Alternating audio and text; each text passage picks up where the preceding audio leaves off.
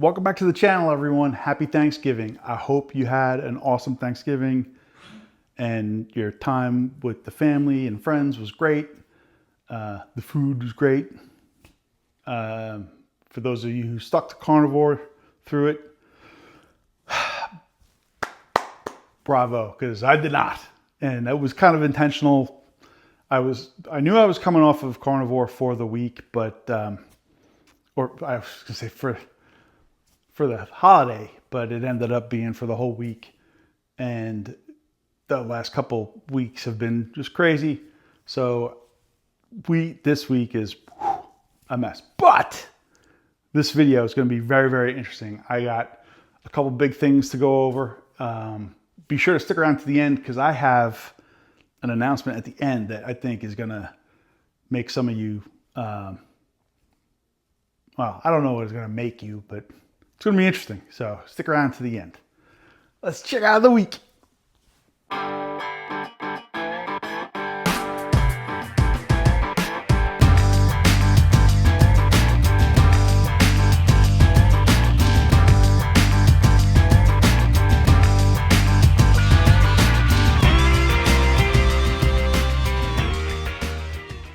All right.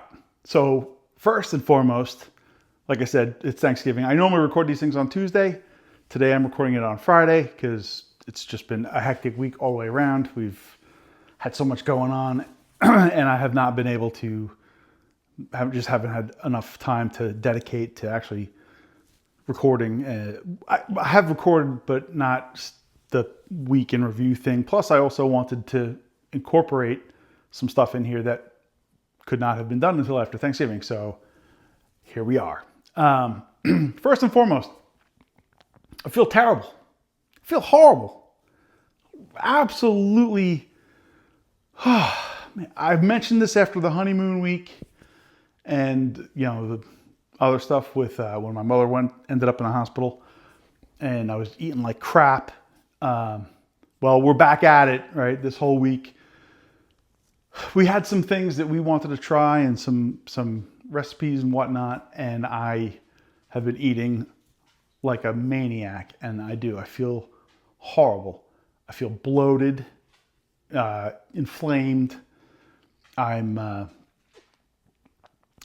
snoring more. My fiance's kind of giving me the nudge a lot more often, and even with I'm wearing the CPAP again. I got stomach issues, heartburn, gassy, but burping all the time. It is horrible. I actually cannot wait to go back on carnivore. And I mentioned in the last video, which that video fell on its face. Nobody watched that thing. And for the few that did and left comments, thank you so much. But I can't wait to get back on the diet because the neighbors they're not doing carnivore with me, but we're going to start off with a 3-day fast, which is going to be extra tough because I've been eating like crap, and between sugar and carbs and all the other junk, it's going to make the fast even harder. So, but I'm determined. I'm going to do it. 3 days, 72 hours, and hopefully I'll have the support. Actually, I'm probably going to be the support for them, so I have to dig deep for this one. But it's going to be good. It's going to be good. So yeah, I feel horrible. I can't wait to go back on carnivore. I don't even know what I weigh right now. If you ask me, I feel like I've undone the 20 weeks leading up to the wedding. That's how bad I feel right now. And the gut just feels like not good. But we are getting right back at it. We're going to go all the way up until Christmas. I'll try not to be a train wreck between Christmas and New Year's. And then I've got some big announcements coming up right after the new year because I don't want to give it away, but if you're a subscriber, hit the alert bell. If you're not a subscriber, subscribe, hit the alert thing, because this is going to be a big one. This is going to be interesting. I am motivated. 2026 is, it's going to be a good one. So with that, if that's what's going on right now, I feel horrible. Can't wait to get back on carnivore. Well, I will say, begrudgingly, I am enjoying some of the crap that I'm eating. but it doesn't pay off. You enjoy it in the moment, and then, you know, an hour or two later, you're bloated, you're just a mess, you feel horrible. Is it worth it? No. So yeah. Monday we're getting right back on it. So let's do that. The next thing, I alluded to this in previous videos where I said pork rinds have replaced, you know, crackers and a bunch of other stuff for me. Well, check this out. All right, what's up, folks? What we're gonna try right now is something that I hinted to. I don't even think I hinted to. I think I just said it in the last video. I'm gonna throw these on there, in there for a few minutes and see how they come out. This is what we do when we do the nachos, right? We layer them, put ground beef on them, and bake them for like 5 minutes, and they come out hot and crispy. Awesome. So I'm gonna put a few of these on here, throw it in there, and then we're gonna try a couple experiments and see what happens.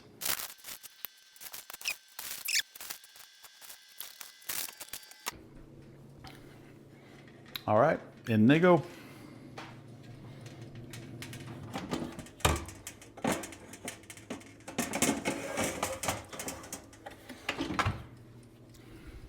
$350 for 5 minutes. Let's see how they come out. Echo, set a timer for 5 minutes.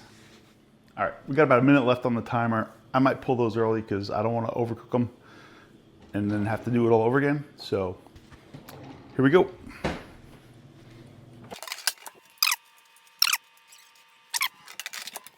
All right, so what we got here, we're gonna try a little experiment. Most of it's gonna be with cream cheese, but we're gonna do butter too.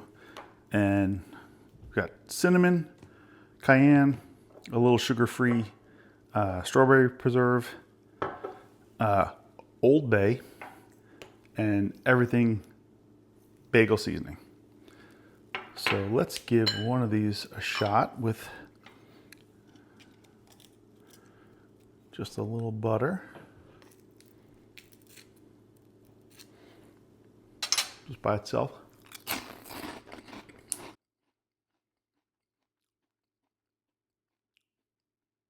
That's pretty good. That's actually really good. That's actually really good.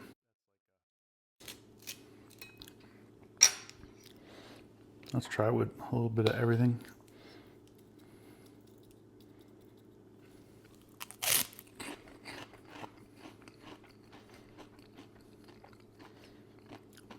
Oh my God, that is freaking fantastic.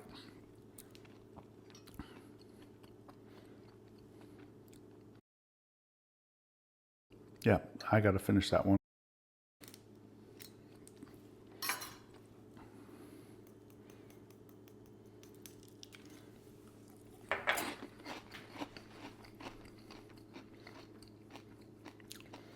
I can't tell you how good that is. That is so good.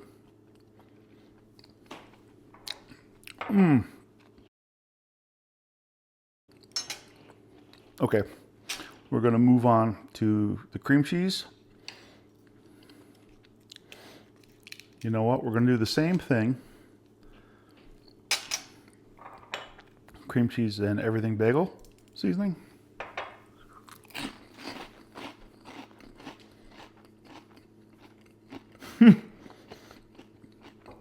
It's even better.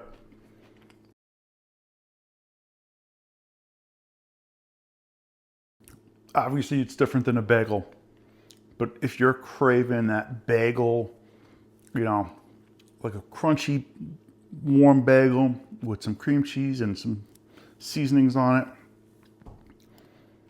Oh my God, that is so good. All right, now we're gonna move on to the strawberry preserve because I am just curious. This is a cheat week for me, by the way. It's Thanksgiving week, so I am allowing myself to have some stuff. Let's do a glob of that.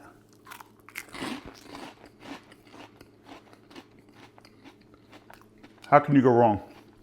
Oh, Cream cheese, strawberry preserve.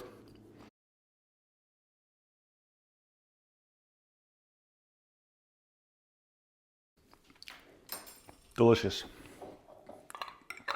Okay, that's a win. Now let's try some cream cheese. This is going to be an interesting one. Cream cheese with some Old Bay seasoning.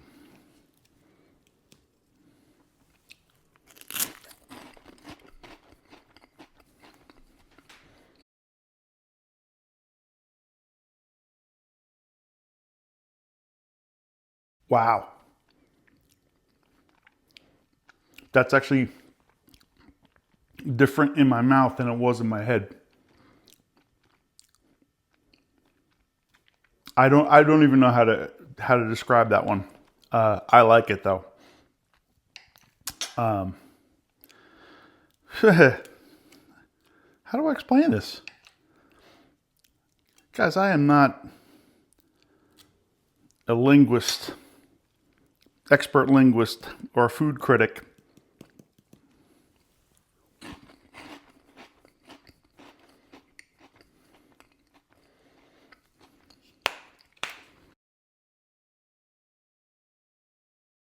Wow. Try this. This is so, I don't want to say weird. It is just, it's so different. And don't ask me why I decided to try this, but that is good. That is very good. Actually, these have cooled off a little bit. I'm going to throw them back in the toaster oven for a few moments, and we'll be right back. All right. Welcome back, round two. Let's try, next I want to try some butter with cinnamon. I think that's going to be an interesting combo.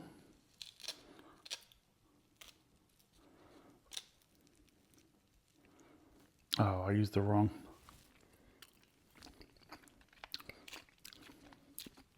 Use the wrong knife, so apparently we're going to do butter with a hint of cream cheese and some cinnamon.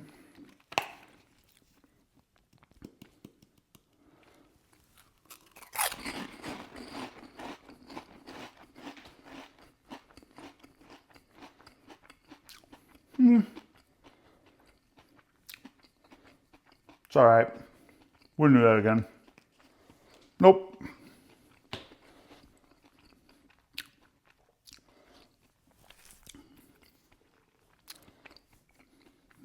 Not a win. Okay, now we're going to try a little bit of cream cheese with some cayenne. I love cayenne pepper. A little cayenne goes good in anything.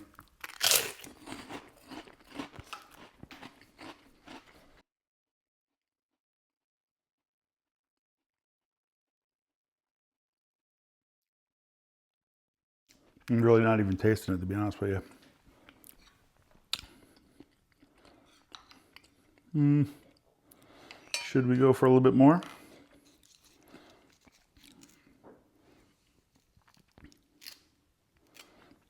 A little bit higher cayenne rating.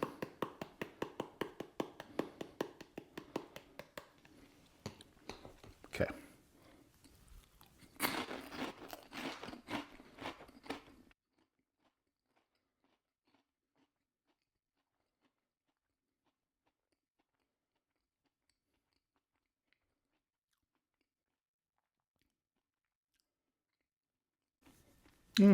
That's not nearly as good as, I feel the heat from it, but the flavor, I just taste mostly cream cheese. And then I get heat afterwards. He's okay. I do want to revisit the cream cheese with the everything bagel. My goodness. If you, you gotta try this. This is my favorite right here. Number one, this is the winner. Cream cheese, everything bagel seasoning on a hot pork rind. Almost want to say nacho again. That is hands down winner. Tied for second place is the Old Bay seasoning with cream cheese. And this obviously, that's delicious. That's like a, cream cheese with jelly bagel. And depending on how strict you are with carnivore or keto or whatever, if you're doing that, if you want a sweet treat, that's awesome. I'm not a big fan of, I love them, but I'm trying to stay away as much as possible from preserves and jams and whatever, even if they're sugar-free. But taste-wise, that's tied for second against the Old Day on cream cheese. And I wish, if I can think of, if it comes to me, what I can equate this to or what I can describe it, if I can describe it any better, I'll edit the video and add this in. But this is really an interesting flavor. And if you got Old Bay, I think everyone's got Old Bay sitting in their pantry somewhere. I would try it. I know I got one more pork rind left. I'm going to make a decision after the camera's off as to what I want. But this is a home run. Grand slam. Knocked it out of the park. The throwing them in the toaster oven and letting them get hot, it just, especially for that bagel replacement, like if you want that bagel, zero carb, but you got a craving for a bagel and you want to squash it, this is a win. Win! So if you try this, let me know in the comments what you think. Is it great? Is it horrible? Dave, you're an idiot. Whatever. But I say give it a shot. I think this is kind of a game changer in, like I said in the last video, crackers, chips, all that stuff has basically been replaced by little pork rind. Especially, they're so versatile. They're so versatile.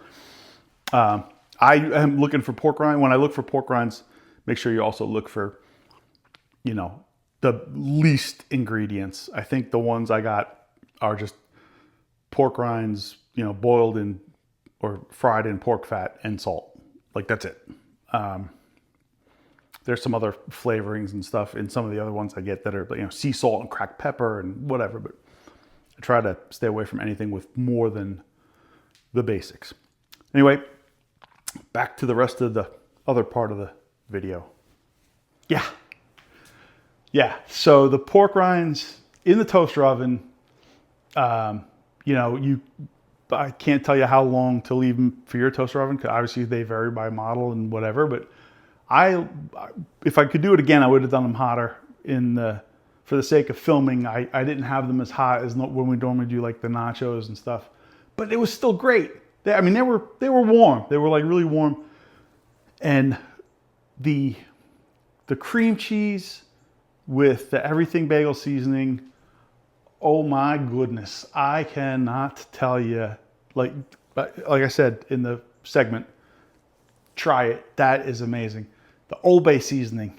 Oh, I wish I had the verbiage, the word resources to put into perspective how good that was. That was fantastic. But everything bagel seasoning was my favorite.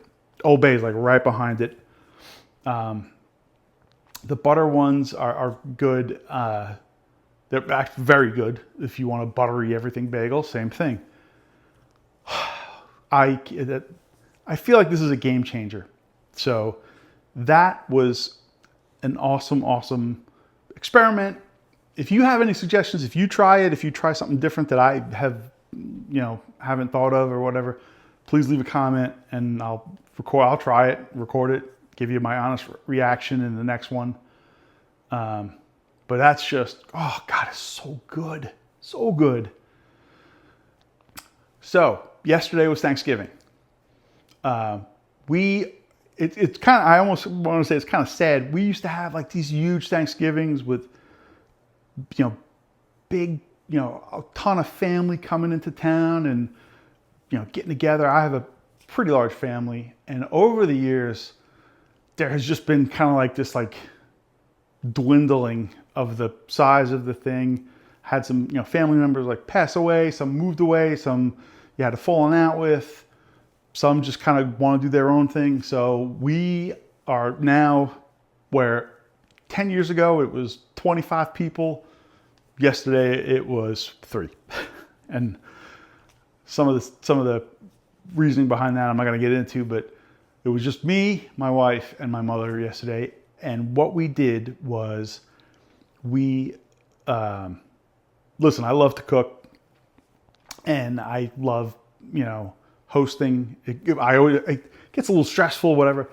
But what we wanted to do this time around, just to make it even easier, was kind of farm it out. So we ordered a Thanksgiving Day meal from Cracker Barrel. Yes, Cracker Barrel. I love Cracker Barrel. I don't go there very often, but when I do, it's always delicious. And I don't even remember how we found out that they did the holiday thing.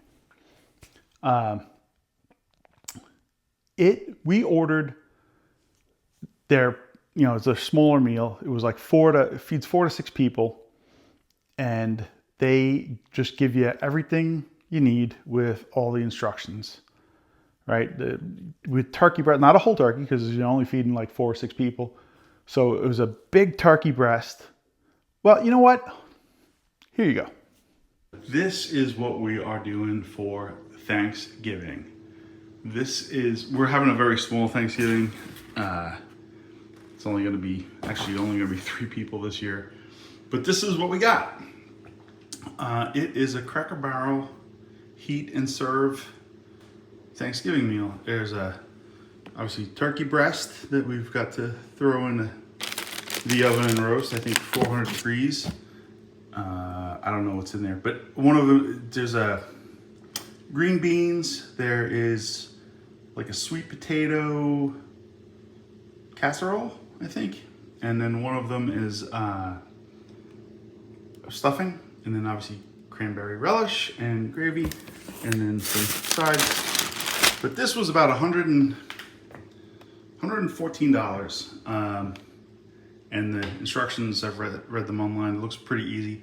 So we are gonna prepare this tomorrow and give you the full rundown. I am excited. I am a big fan of Cracker Barrel. I don't go there that often, but every time I've gone, their stuff is pretty good. So we will see how this one turns out.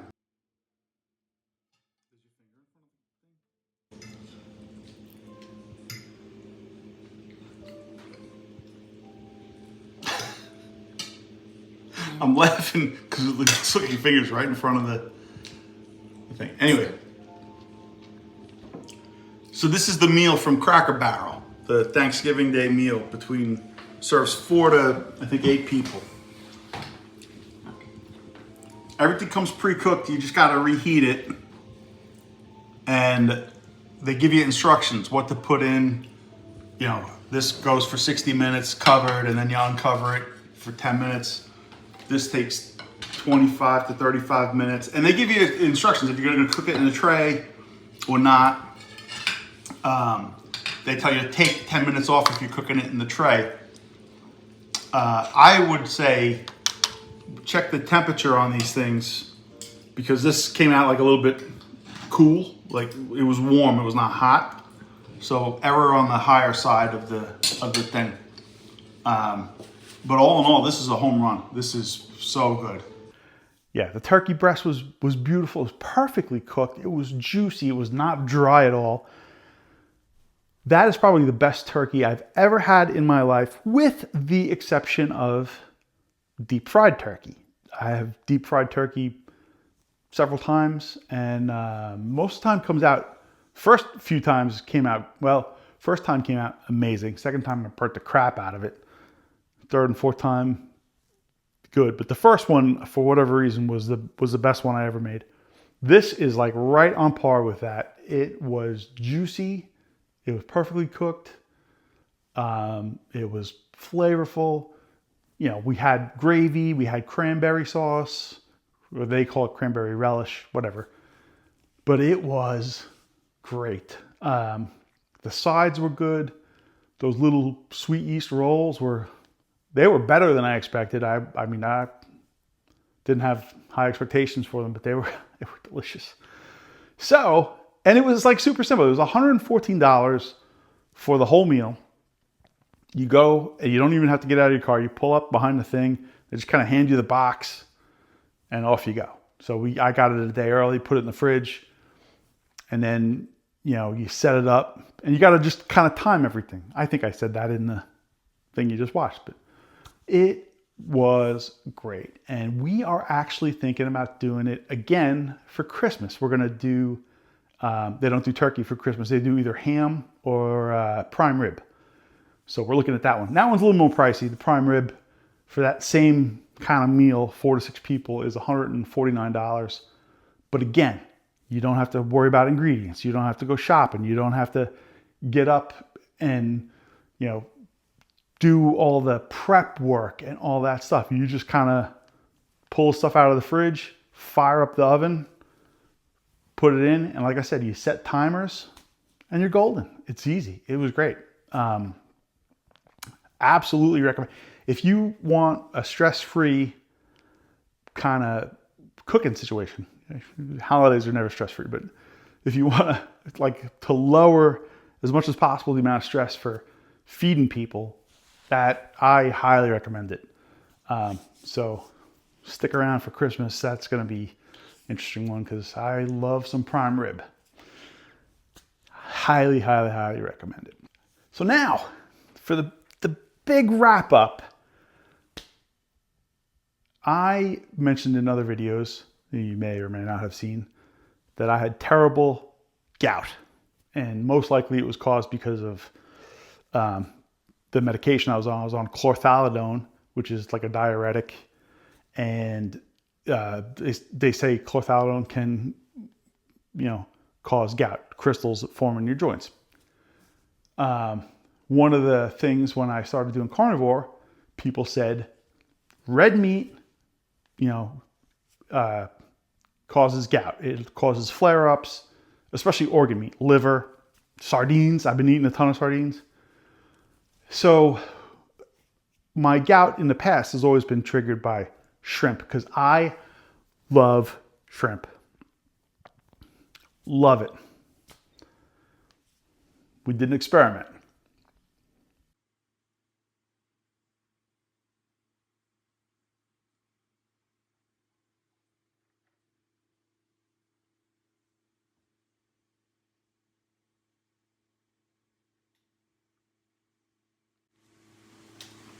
Oh, my ankle. Let's see how this goes. No more gout. No more gout. I can eat shrimp. I can have sardines. I can have liver. I can have as much red meat as I want. I can have lobster, clams, mussels, all that stuff that I avoided for years. Now, is it most likely gone because I stopped taking chlorthalidone? I don't know. Could be. But all the experts said, well, if you're eating carnivore, you're going to get gout. You're not going to get rid of it. It's going to make it worse. Nuh-uh. Not true. It's gone. We ate a bunch of shrimp, obviously, as you saw. I had not 1 ounce of gout kind of, symptoms, inflammation in my ankle. None of it. So we are good to go. So, yeah. That is the week in a nutshell. Everything's great except for how I feel with the bloating and the other stuff. But 2 more days of feeling like that, and then we're right back at it. We're going to start off strong with a 72-hour fast. And then I got some other things planned for the coming weeks with basically prep work. What I'm going to do for to keep myself, you know, like kill the hunger pangs and keep it going. And if I could find out, there's a woman who did Carnivore, and one of her little tricks, if I can find out who she is, I want to give her credit because I heard about it and I'm like, that's a great idea.